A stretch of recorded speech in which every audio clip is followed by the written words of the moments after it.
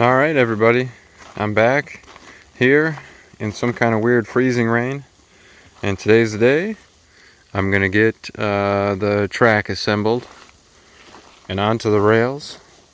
I don't think I have enough time. I've got some things I gotta do later. I'm not gonna be able to get it all put together, but I am gonna bust out the rails. I have the 6-foot extension inside the shed.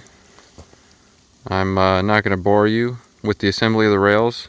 I know from the videos I've watched, it's a lot of repetition. So I'm just going to get after it, and I'll meet you on the other side.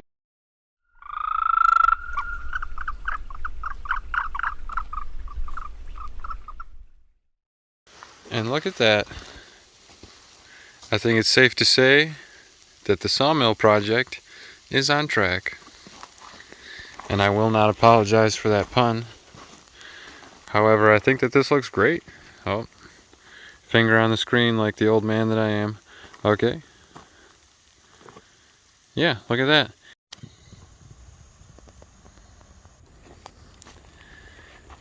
Alright, I had a chance to get back to the property, and I got all the odds and ends on here. It's been leveled pretty close from one end to the other. I don't have the feet secured yet. They're just, sitting on top of that wood. So I will do my final leveling after I get that. I don't have any fasteners here to do that with. I wasn't thinking ahead, but I got all the bits and bobs, all the extra components that go along, and that's a lot of nuts and bolts. It's kind of crazy just how much I don't know, little finagling you got to do just for the track. I'd say that, my gosh, probably 3/4 of the assembly is just in the track alone. So I'm happy to have that out of the way. I might have to do some adjusting. I had to pull it, where was it? Right here. I had to pull it slightly off center because that dog, you can see how it sits a little to the left. Because of this guy right here, I want to have that one, and it's got to drop right in there. So I guess we'll say I lucked out. I don't know. Maybe I lucked out, maybe I messed up. I'll leave that for you to decide. So if you ever notice, it is pulled forward by maybe 1.5 inches. Next step, get that head drop down here, assembled, and then find a way to get it on there. I put that styrofoam down to lay it on, and I've got a tarp down underneath in case I drop stuff like I always do. It won't get lost in the wood chips. And then I'm going to rotate it, orient it onto this chunk of OSB, and then I've got to fashion some kind of a little ramp. But we'll go ahead and get started over here. We'll figure out the ramp when we get to it.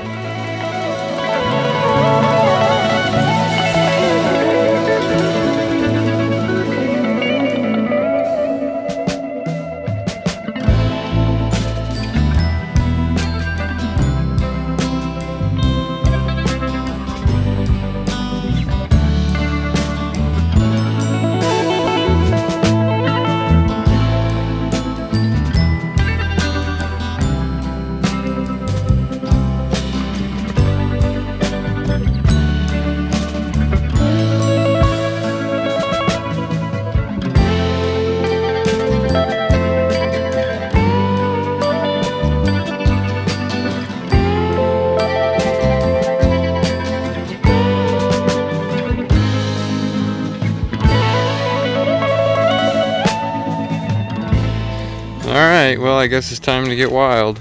I've got the head assembled, which is cool.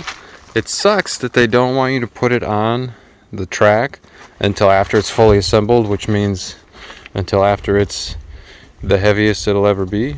So that's kind of a bummer, but it's okay. I've got my ramp here. Quite a hodgepodge. Anyway, I got it strapped in so it won't slide out. I've got it all fastened together. I'm not under the assumption that it's not strong enough. I guess my fear is perhaps that I'm not going to be strong enough to waddle this thing all the way up there. But I guess this would be the time to make sure that you've got your popcorn. And we're going to see how this goes.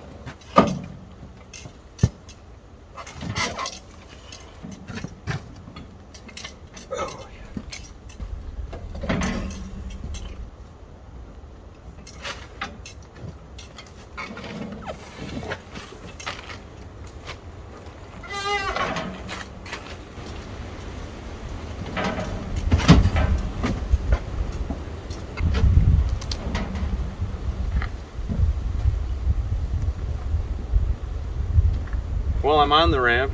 I guess that's a start.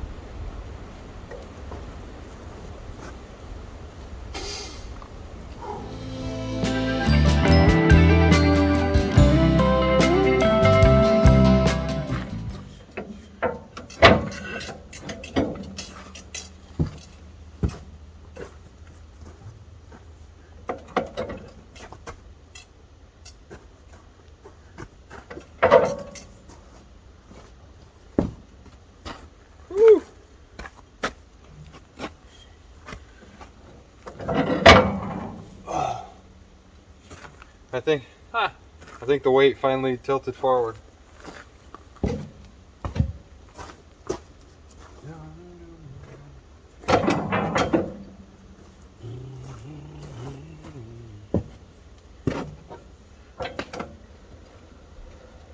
Oh, come on.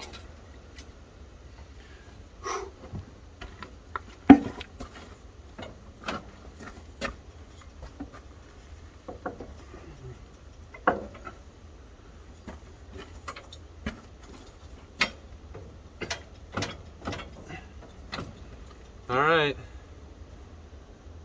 I think this is it.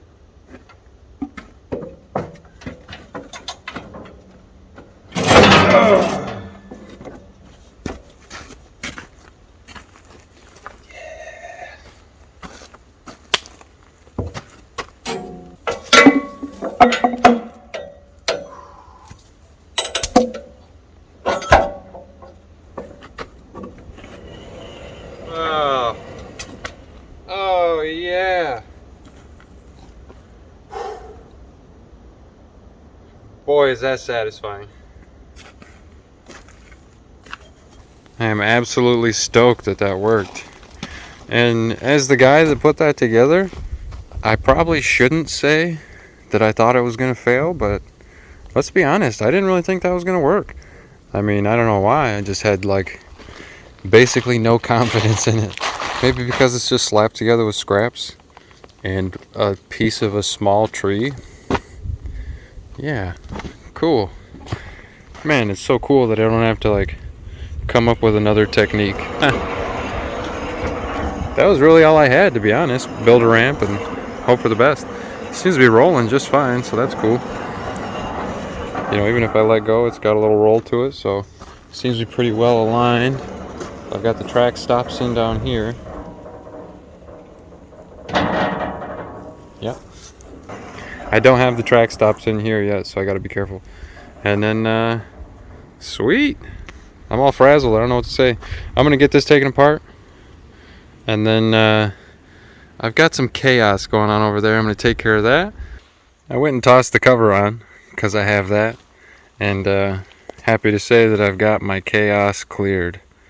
And it feels great to not have that crate back here anymore. Man, that really weighed on me, you know. Anyway, it's not quite complete yet. I still have to put on the winch post, which will go, you know, back in there somewhere. And then a tow board that'll lay in whichever bunk I choose, probably somewhere down here. Just to lift up the skinny end so I can cut my log straight. I did get that upgrade. And I still have to screw the feet down to the platform. And of course I didn't bring any oil with me or gas, so next time that'll be the case. I'm kind of bummed out about this cover. It fits a little clunky, and then it came with a set of instructions on how to fit it, and the paper was like melted to the cover. Look at that. Look at that. What a buzzkill, you know? Thanks a lot. But it's not the end of the world. Maybe we'll try some lemon oil or something else. Cover doesn't fit great. It's on there just like they say. It's just, like I said, I think it's more of a universal fit for all of them. And I don't know. It is what it is. At least it's protected from the rain. And then this is the top of the scale there. And it really, I don't know. I just am sure that's going to be the first place it wears out. But in the meantime, I'm happy with that. And I've got that cleaned up, so I'm happy with that.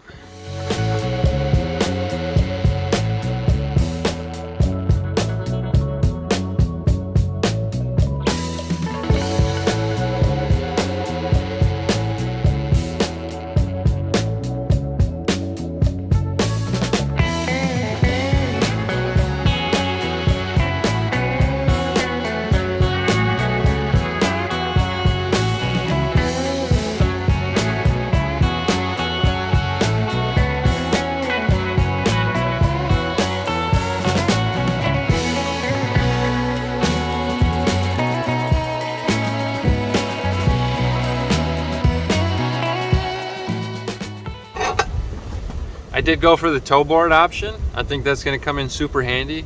One of the things I saw most on the internet was people that didn't get the tow board. Like they just have like basically an aftermarket version where they're using like a bottle jack. So I figured why not just get the one that goes with the mill. It just kind of sits in the leg and sits on top of the other one. And yeah, it can go at any point along the track, which is super handy.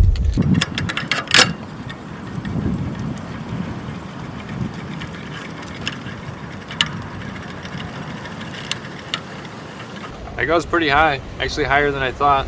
I don't know that I would ever utilize that much lift. That's the end of it right there, but maybe. I mean, maybe there's going to be a time when I do put a log all the way down this, so maybe if it was a 16-foot log, it would have enough taper to utilize that. And if it's too short, I could always just throw a board on top. So I'm going to wind this thing back down. This is the winch kit. Well, it's not really a kit, because I didn't get the ramps that come with it. I'll build my own ramp setup, like a permanent stash for the logs that sits up off the ground that I can easily roll them up onto here, which sounds great, but the problem is I have to go through that entire pile before I can do that. Anyway, I'm not going to think about it right now, but this is the winch post.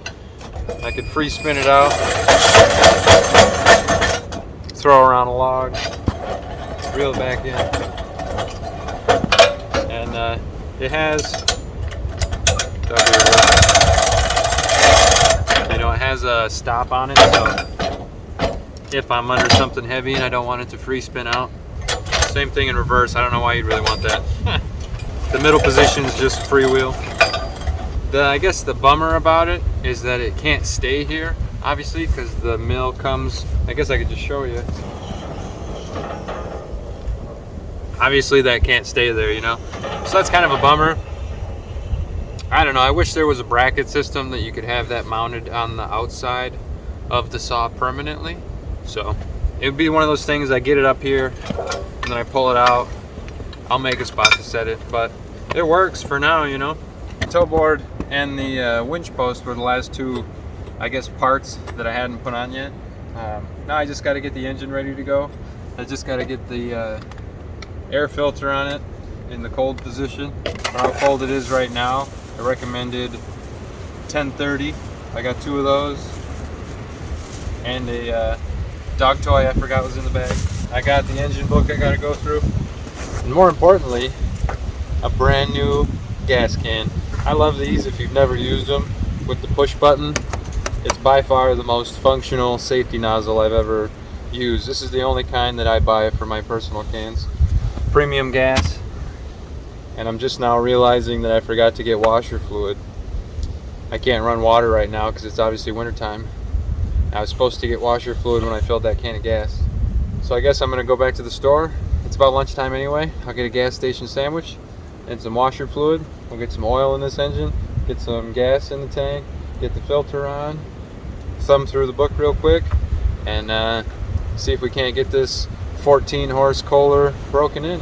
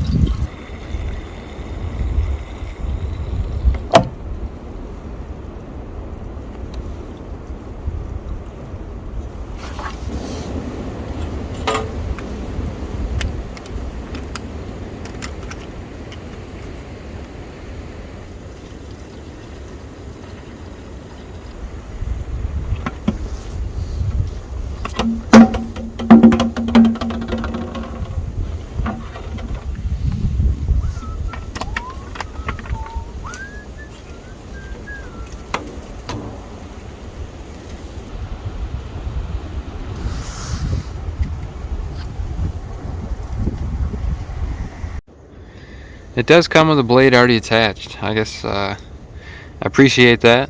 I've got another 10 pack in the shed, but it's nice to not have to do it right off the bat. So I'll get that closed up, and I'm going to tension it on the side. I've got all the fluids in place. I think I might be moments away from firing it up, so we'll see what the manual says for blade tension. This is where you tension your blade.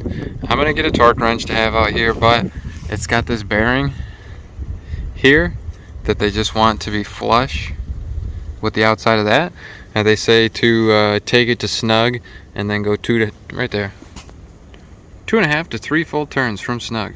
So I did that, and it's actually at like 2 3/4 turns from snug right now, and it's right there. So we're gonna roll with that.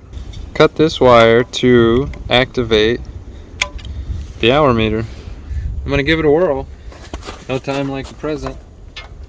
I don't see a switch. You know, some small engines have an on and off switch. I don't see a switch, but fuel on to the right, choke on to the left. Give her hell, I guess.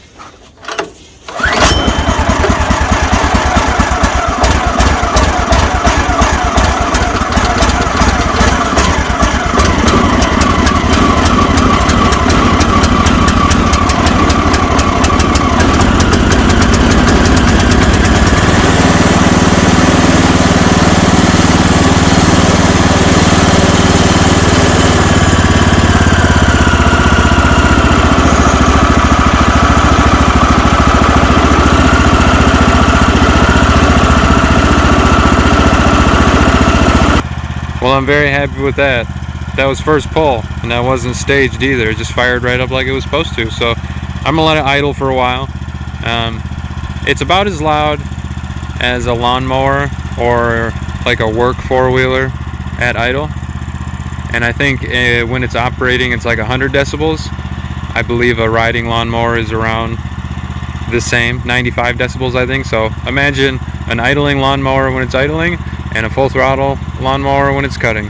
So I'm gonna see if I can wrestle one of these logs up on there. One of these is pretty much gone right here. That's a great log to mess up as far as my first cut is concerned.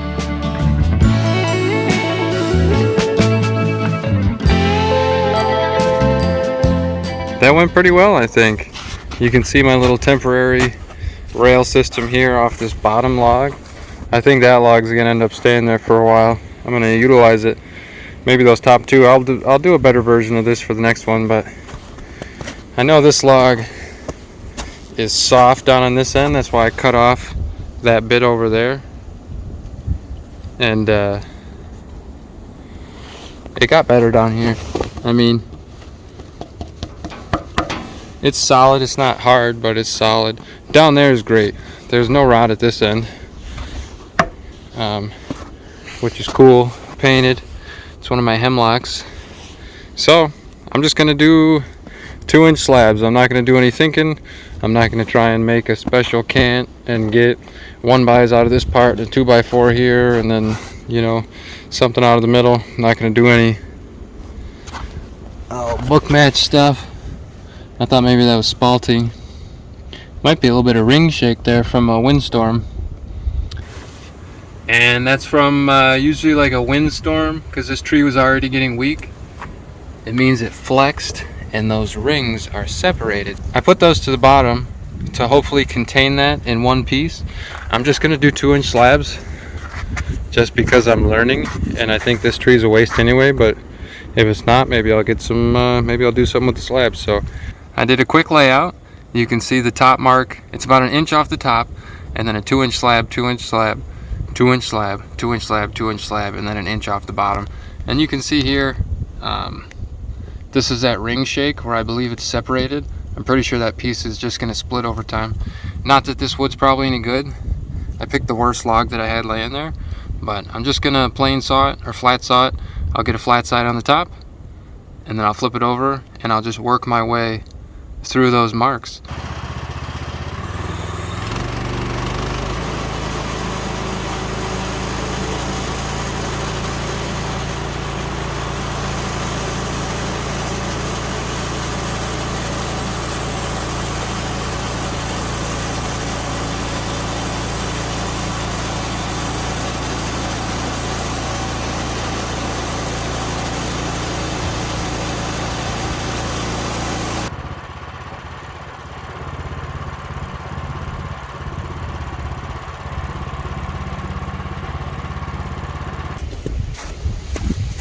my wheel on the far side of the track, now that that clamp is under tension, it kind of pushed it over a little bit, and where my wheel rides along is just catching a weld on the bar that goes across for the log clamp. So I gotta grab a wrench and loosen that up and see if I can push that bracket over just a hair.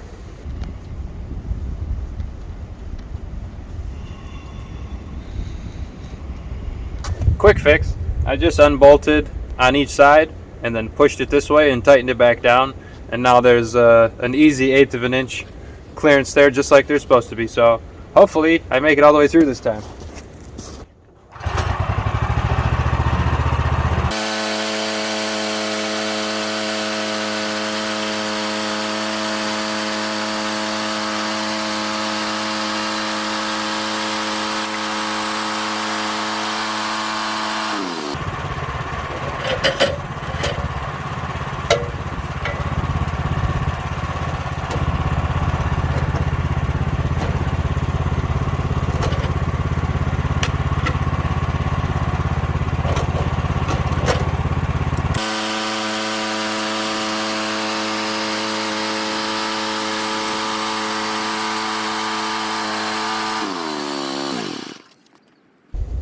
That's gorgeous color.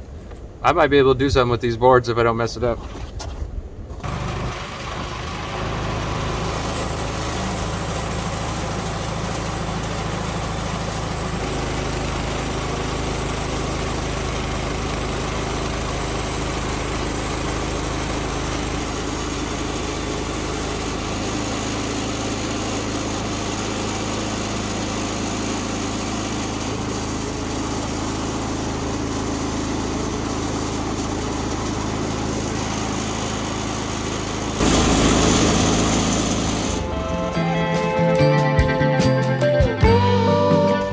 Not bad. I got 4 decent looking 2-inch slabs.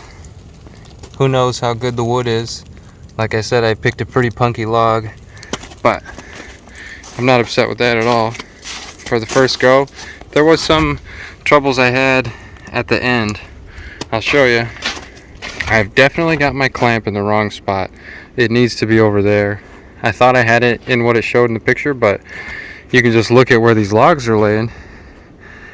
I've got my clamp all the way to one end, so when I apply pressure it's only down here, and by the time the saw gets halfway through, now it kind of has the freedom to wander, and that's not good. So I'm going to take that and put it in these holes next time. And then, you know, if you imagine the end is down here by this toe board, then that's obviously where that should be.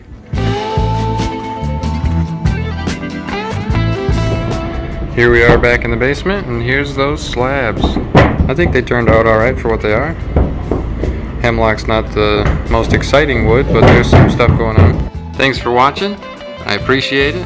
I've got this one stacked and stickered. I think I'll be able to use the middle bits. I got to cut about 1.5 feet off each end, but that's okay. Maybe someday that'll be a part of one of my projects. I learned a lot. I'll do better next time, and I'll catch you on the next one.